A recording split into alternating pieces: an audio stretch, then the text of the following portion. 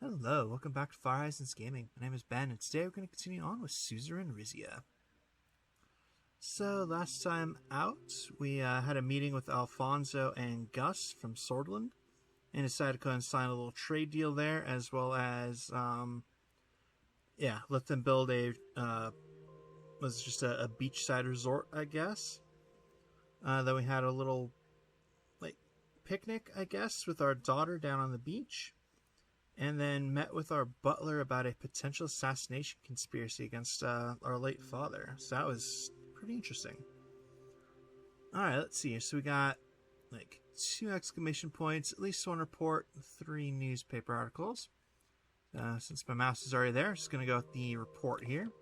Yeah, looks like it's just the one. Let's see, from the territory of Zeal. Preparations underway for 24th annual Wehzek-Rizian Friendship Day. The city of Zeal is preparing for this year's Wehzek-Rizian Friendship Day ceremonies. Our motorcade is slated to arrive at Smolak Square at 13:45, after which there will be speeches as well as a special surprise that President Smolak is yet to disclose. Later that afternoon, there will be the opportunity to discuss the impending transfer of the region. Not sure if I like the fact that he's got a Smolak Square, but that's alright. Alright. Let's see here. Looks like all 3 articles are from the Geopolitico. So, first up, Walker Plan drives economic growth in central Marcopa, augments ATO's reach. The Walker Plan, spearheaded by Arcasian President Dwight Walker, has catalyzed economic growth in central Marcopa, benefiting nations like Agard, Montesayet, and Solman Mayor. By promoting market reforms and privatization, these countries have seen expansion in consumer options and increased efficiency. Even with the strong ideological and political impact of the Arcasian dream, concerns over rising inequality and the marginalization of smaller economies remain. The plan's focus on privatization and deregulation, while stimulating competition, also risks exacerbating wealth disparities, undermining local industries. And new parliamentary faction rumors in Rumburg. Within the stately halls of Rumburg's parliament, whispers of a burgeoning monarchist faction have surfaced, aiming to amplify its voice under Queen Beatrice's reign. This nascent faction's aspirations to influence policy represent the latest evolution in Rumburg's vibrant political scene. As it seeks Queen Beatrice's acknowledgement, its potential rise could steer Rumburg to adopt a more assertive foreign policy, particularly in safeguarding interests of the Grace Alliance. Should this monarchist faction secure a foothold, the implications could extend beyond Rumburg's borders, signaling a possible recalibration of international postures amongst constitutional monarchies. Save the Arafeld Coalition pleads for support. A coalition of non-governmental organizations calling itself Save the Arafeld has called on the governments of Rizia, Lesbia, Marela, and Volgzon to acknowledge the devastation wreaked on Marela's Arafeld River watershed by the International Trade Zone, the largest cooperative gold mining venture on the Marcopan continent. The petition, which has been signed by over 100,000 Marelans, claims that improper waste management has led to the leaching of toxic chemicals into the river and its environs. They have gathered testimonies from local residents who speak of dwindling fish stocks, contaminated drinking water, and health complications. The coalition is demanding concentrated cleanup efforts from all 4 countries, as well as reparations for those affected. Interesting. Alright. Well, we'll have to see if there's anything we can do about that. But for now, let's see here. Let's start with this one. Revolutionary Millennialist Propaganda Ban. Books, magazines, and pamphlets from millennialist countries such as United Cantona, Volgzon, and Galmland have been reaching our shores. These seemingly innocuous reading materials have the potential to lead to the spread of socialist thought among the populace.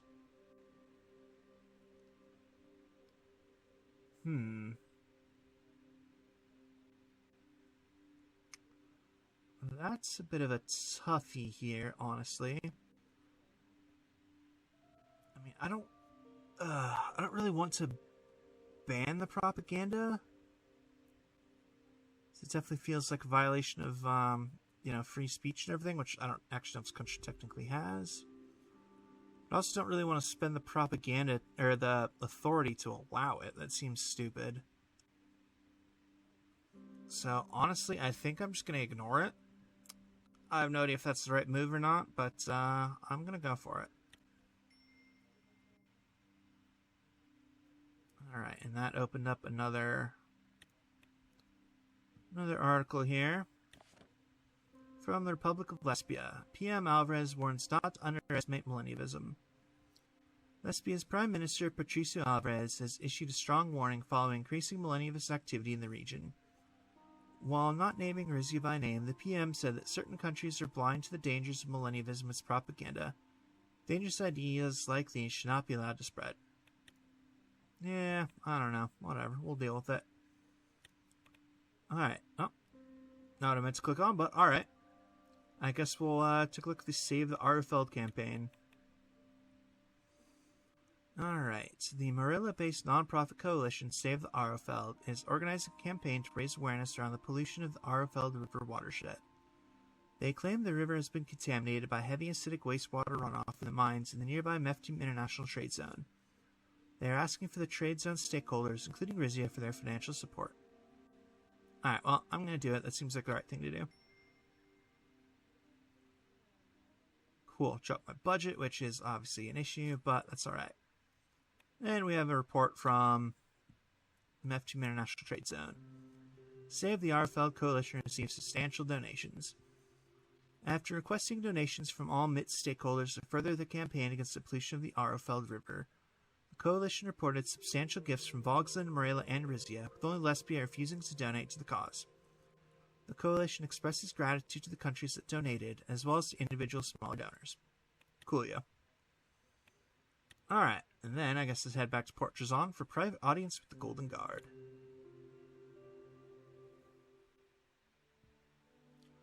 The crisp morning air filled my lungs as I crossed the palace courtyard with Hugo. I was heading to a long overdue meeting with Titus regarding the Golden Guard, and my uncle had insisted on accompanying me. I'm glad you arranged a formal meeting with Captain Gordian. There's much to be gained in fostering a robust relationship.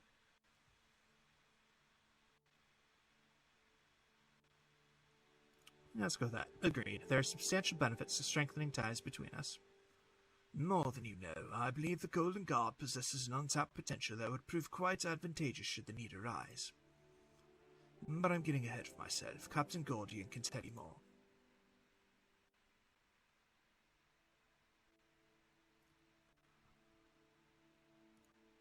Titus is all that stands between me and an assassin's bullet, and I know next to nothing about him. What I know is that there's never been a more loyal subject than Captain Titus Gordian. He lives and breathes honor and devotion.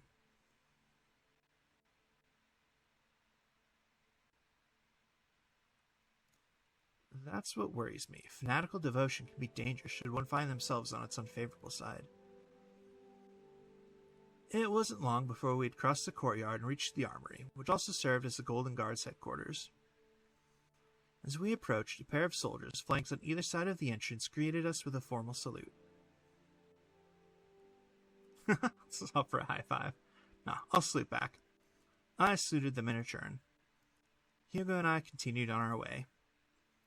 Upon entering the armory, I found myself surrounded by a collection of old weaponry and armor on display. The polished shields and rusted swords appeared frozen in time.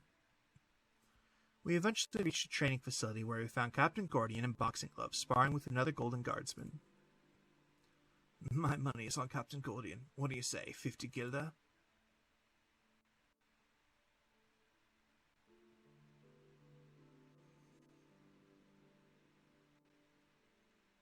Let's go with this one. As king, I mustn't indulge in gambling, whether with money or life. Fair enough. Captain Gordian? The captain turned to face us. He and his opponent bowed their heads when they saw me. Forgive me, Your Majesty. I didn't see you there. You're earlier than I expected.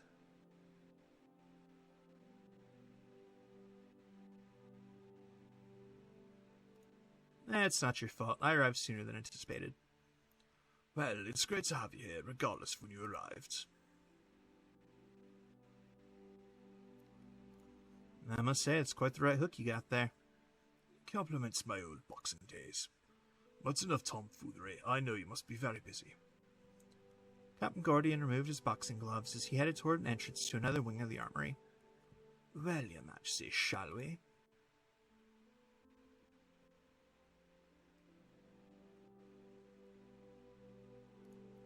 I believe the kind of trust you want me to build with the Golden Guard can only be established by meeting Titus one-on-one. Really? I mean, yes, of course.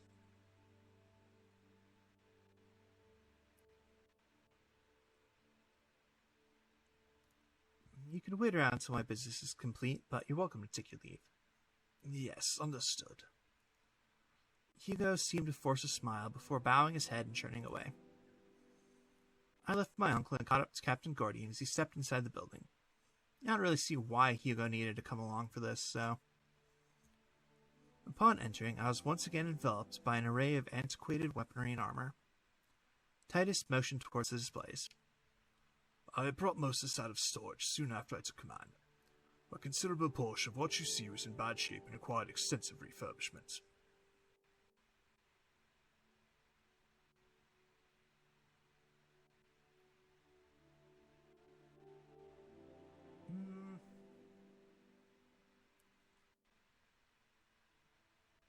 Go with this one. Quite the arsenal you've got here, Captain. Believe me, this is just a fraction of the palace that's got tucked away. If you desire, I'd be honored to provide you the background and history of anything here. Please, by all means. Excellent. Where would you like to start? Why don't you tell me about that sword? I motioned to a broadsword prominently displayed in the center of the room. Terador's Fury. Its notoriety spans back several hundred years, just after the Empire of Vargas seized Palais from Rizia. Although we lost our most important ports, we managed to keep our enemy from making further inroads into the kingdom at the Battle of Terador. This sword is said to be the very weapon that severed the head of the commanding general of the Vargas army.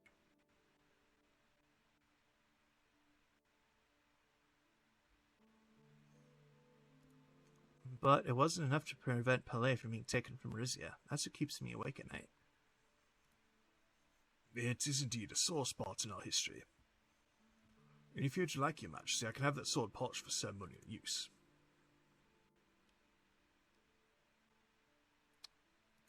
What year are we in? Not necessary. Is there anything else you're curious about? Tell me about that impressive suit of armor. I pointed to an intricately adorned armored suit that stood out amongst the others. That would be the armor of King Henricus Taurus, the ancestor from whom all members of your house have descended. After securing power in Monkeys, his dynasty maintained a stronghold over the city-state throughout the Marquian era.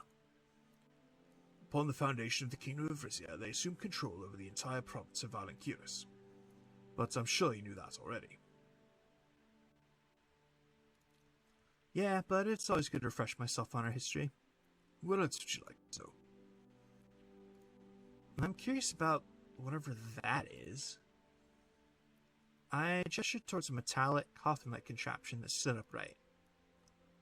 That would be Saint Mercy, our aptly named Iron Maiden, a torture device from a bygone era. It was last used on suspected spies during the War of Rizian Succession. Lined with spikes on the inside, it was designed to inflict excruciating pain when closed.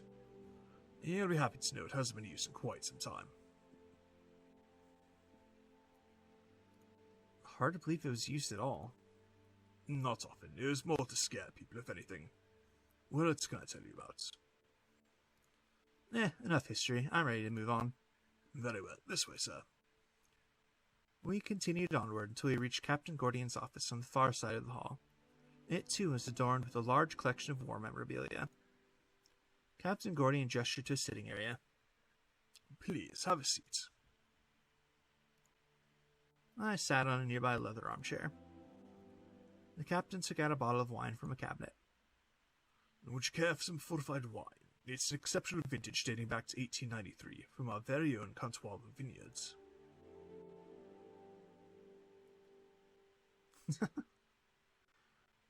That's a really odd answer.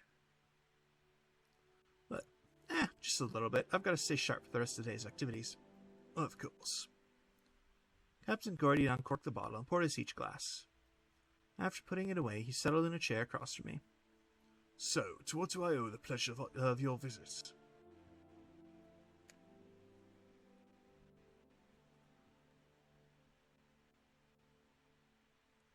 Let's go with the top one. I'm looking to develop a clear understanding of the individuals comprising my security detail, particularly the man who's leading them. Well, I'm more than happy to tell you about myself, though you might find hearing about the Golden Guard more interesting. Well, why don't you go and tell me more about yourself? Well, I was born and raised in Port Jason. My father was in the military, while my mother took care of me and my siblings.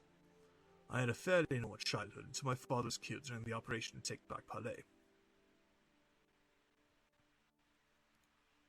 So much senseless bloodshed. May it never happen again. For what it's worth, sir, he believed in the cause. He never turned against King Valero. Needless to say, his death brought about a long period of financial instability. My mother did what she could, but it wasn't enough. So, I put on a pair of gloves and entered the world of championship boxing to provide for my family.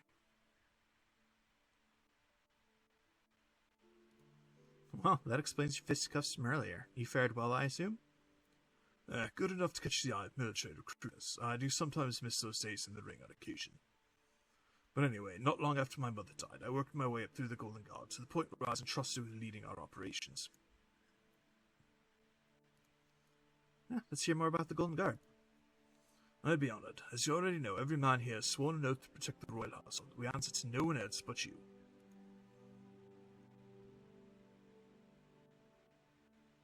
And I am forever grateful. Please continue. Gladly. Aside from general security, the Golden Guard has had a long history of carrying out more private matters for the king. Private matters? How intriguing. Please elaborate. As in offensive operations, if you get my meaning. So, like assassinations, I'm guessing? Titus hesitated a moment before continuing. The Golden Guard has had a long, rich history. Since our founding, we've engaged in espionage, apprehensions, and eliminating threats to the crown. But in the wake of our revival, we have yet to involve ourselves in such affairs. Nevertheless, the chance to fully restore our actions remains open.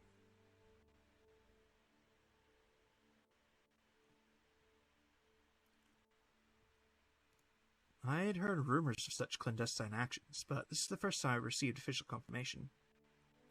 Secrecy is of the utmost importance to us.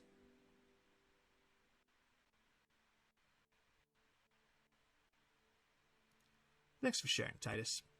It's my pleasure. Is there anything else you'd like to know?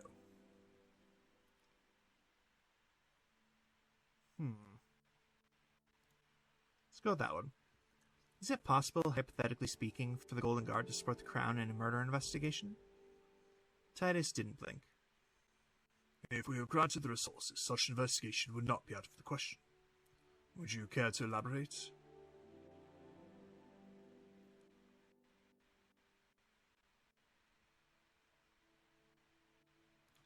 I will, should the need arise. I'm still determining if there's sufficient justification for such an inquiry. Understandable. In any event, I'm here to assist you. Do you have eyes on me at all times, even during intimate moments? It is our utmost aim to protect the royal family's security while respecting your privacy. You can expect that we'll be watching you and your family members in public and sending guard outside any room you enter. But what you do in that room is of no business of ours.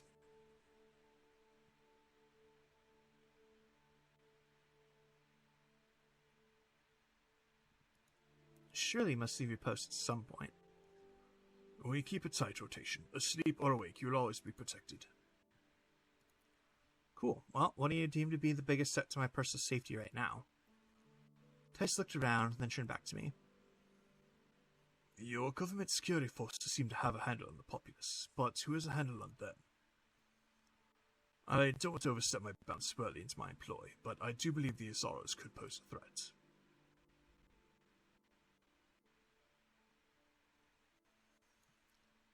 I share your suspicions. If you have uncovered even the slightest evidence of the family's plotting against me, I want to know. I will try to keep a close eye on the limited resources the Golden Guard has been given. Well, that will be all. Thank you.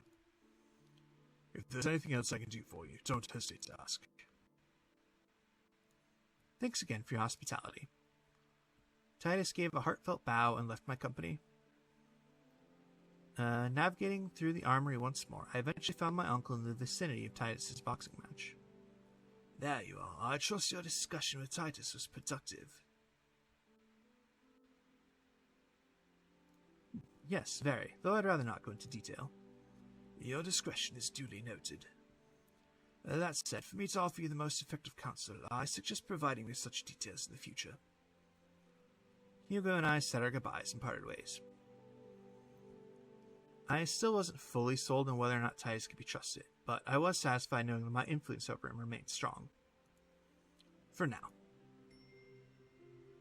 Interesting, okay. Alright. Well, we got another newspaper article, another report. Let's check those out first. So, from Geopolitico here, Czarnists seek refuge in Ostioke and Naliperna. The flight of Czarnists and anti-millennialist dissidents from the United Cantona to the relative safety of Ostioke and Naliperna is painting a stark picture of fear and political oppression. As these refugees cross borders in search of sanctuary, they carry with them the burden of escalating tensions and the prospect of stringent policy reforms in their host countries. The exodus underscores the profound impact of United Cantona's internal crackdown, highlighting issues in governance, human rights, and the brief moment of reduced stability of South United Cantona. Interesting, okay. And let's see. From Nelvisar. The Nelvisar oil field ends production. The Nelvisar oil field in Brainess has been shut down following the exhaustion of its reserves. Experts advise our kingdom concentrate on its natural gas resources in order to fill the energy gap. Cool. Well, that was already my plan anyway. So, I guess let's head to Zeal for the Wehzek-Rizian Friendship Day. Cool. I couldn't tell if the sky was growing darker or if it was just the tinted windows of the armored car. Our motorcade slowed as it approached the Zeal border. A concrete barrier rose up in front of us, its top strung with barbed wire. My mother had insisted on accompanying me to the Wehzek-Rizian Friendship Day festivities. She leaned against the window, uncharacteristically quiet. Are you all right, Mother? I'm absolutely fine, darling. Say, might we have time for a quick detour once we reach town? Of course. Oh, hey, isn't the old lady from here? She leaned forward and gave the driver an address. He nodded. At the border, we presented our identification documents and the official invitation from President Smolak. As we crossed, the road turned uneven. Promise me you'll get these highways back up and running once Zena's returned. If Zeal is returned. Factory smokestacks rose up on either side of us. Through the haze, I spotted numerous shantytowns built over the past few years to house miners and refinery workers. We entered the city and drove on through a maze of tenement buildings, their facades hastily repainted tied to damage from the war 20 years ago. As my mother had instructed him to, the driver veered down a side street that led toward the coast. We stopped in front of a small wooden building with a collapsed roof. The front porch was partly buried in sand. Jagged teeth of broken glass lined the window frames. They say you can't go home again. Rarely do they mean it this literally. She blinked back tears.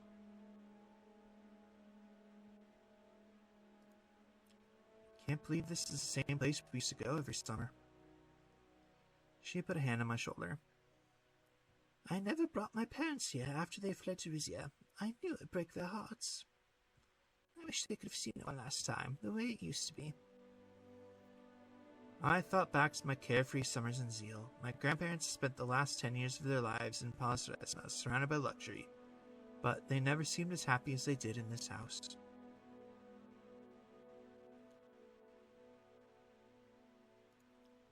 I'll have it fixed up one day. It'll be our summer home again. That ship has sailed, child. Just think, if I hadn't convinced Valero to get Vale involved in our affairs, none of this would have happened.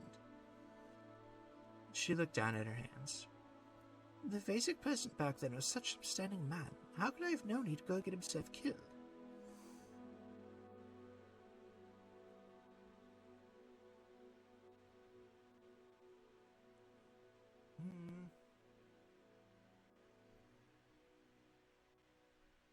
Just gonna go with this bottom one. None of this was Valen's fault. It was the superpowers trying to use the country as a pawn. And nobody forced Victor Smolak to turn my homeland into his country's armpit.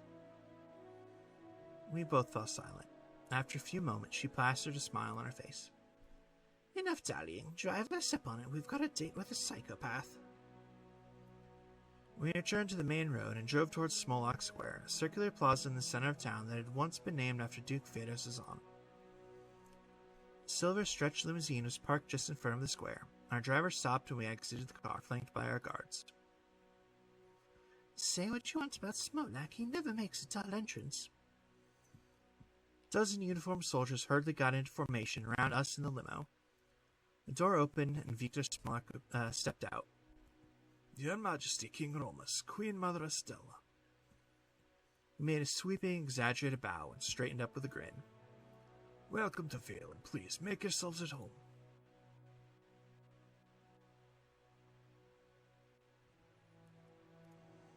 Actually, Mr. President, this is my home. I spent my childhood summers here. Of course, of course. My home is your home. Your home is my home. We're friends. He gestured out to the square, where a colorful banner reading 24 years of Wehzek-Rizian Friendship hung above a trio of gleaming tanks.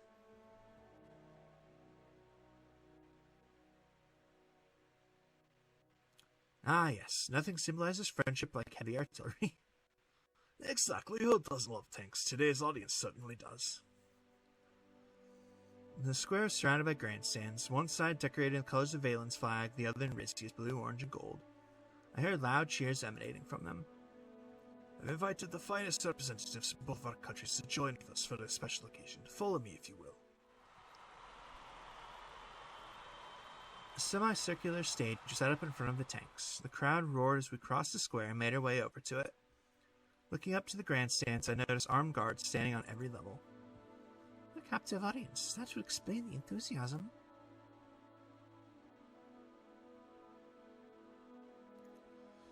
Maybe they are happy. They don't get many excuses for celebration around here. My mother and I took our seats. Victor stepped up to the microphone. Wehzek-Rizians, people of Zeal. 2,000 years ago, the glorious country of Valen was given custody over this land, a great honor and a tremendous responsibility. Valen didn't only gain new territory that day, we gained new friends. He gestured meaningfully towards the Rizian side of the stands. After a few seconds, they broke out in scattered applause. My mother muttered a harsh-sounding curse in Zeal dialect.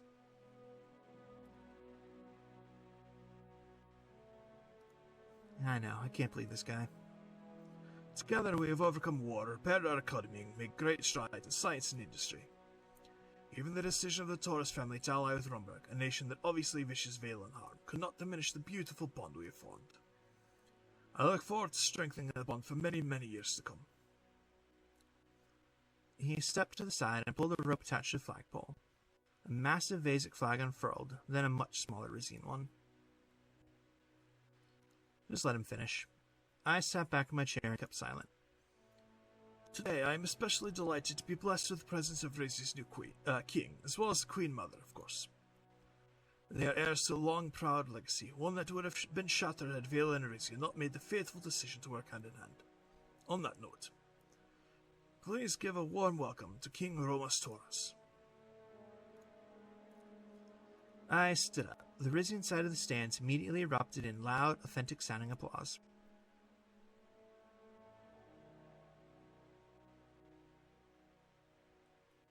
Speed polite.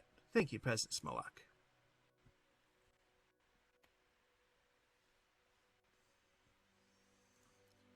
You may not know it, but I am a grandson of Zeal. The Queen Mother and I have deep ties to this land. Let's see here. We'll go with that one. It pained me when my father signed away this beautiful part of Rizia, yet I knew it was for the greater good.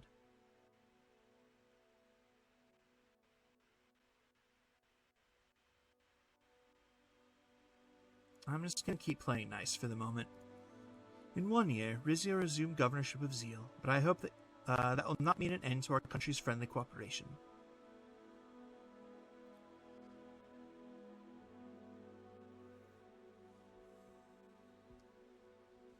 go with that. I pledge to support Rizians and Wehzeks alike through the upcoming peaceful transfer of power.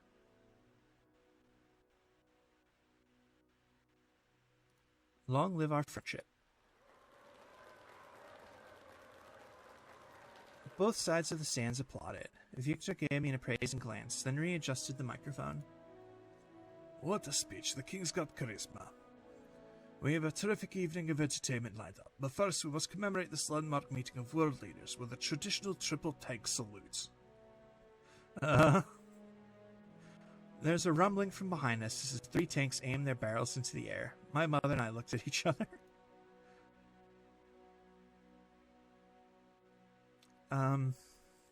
Sure. After you, Mr. Smolak. Victor Smolak special. Victor raised a finger up in the air. 1. The tank on the left fired, sending a plume of gold-colored smoke high over the stands. The crowd gasped in excitement. 2. The gun mounted to the tank on the right went off. This time, the smoke was magenta. His count was interrupted by an unidentified voice in the distance shouting, "For the king!" Victor whipped his head around in shock, a frenzied look in his eyes. I turned to my mother. Mother, what happened? I don't... Alright, that's a nice terrorist attack. A deafening blast, much louder than the 2 that preceded it, echoed from the opposite end of the square. I turned towards the source of the sound and saw the Wehzek side of the stands engulfed in flames. I was going to protect my mother. That seems like the right thing to do. I flung myself in front of my mother. Your Majesty.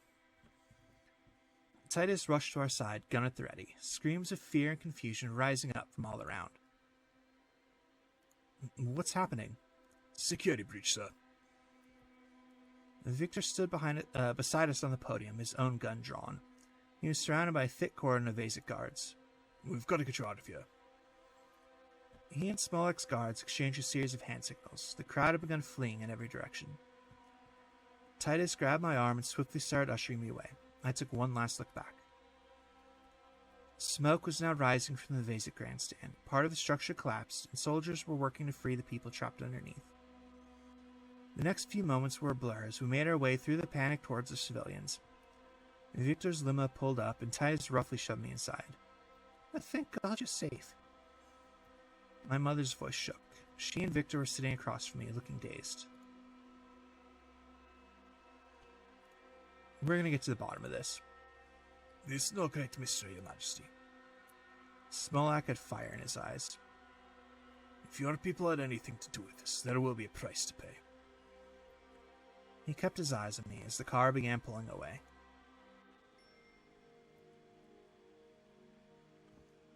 Fantastic. Alright. So, it's the end of the churn, but I'm going to go ahead and read the articles and stuff here. And then I'll take a look at the decrees and decide what I want to do with that later. So yeah, let's start with the report here. From the territory of Zeal. Preliminary report on Friendship Day bombing incident. Wehzek Intelligence has released a thorough accounting of the events of Wehzek-Rizian Friendship Day. The explosion is said to have been caused by a detonation device planted under the grandstands, timed to go off during the afternoon celebrations. Part of the stands collapsed in the blast, killing 3 Wehzek civilians, injuring a further 14. Witnesses at the event heard the shouted phrase, "For the King," prior to the blast, suggesting a political motivation and the involvement of pro-Rizia supporters. Valen's intelligence forces have indicated that the group Su Omina is under particular suspicion for the attack. That wouldn't surprise me, because they're idiots, and that's a good way to make sure we don't get Zeal back. Alright.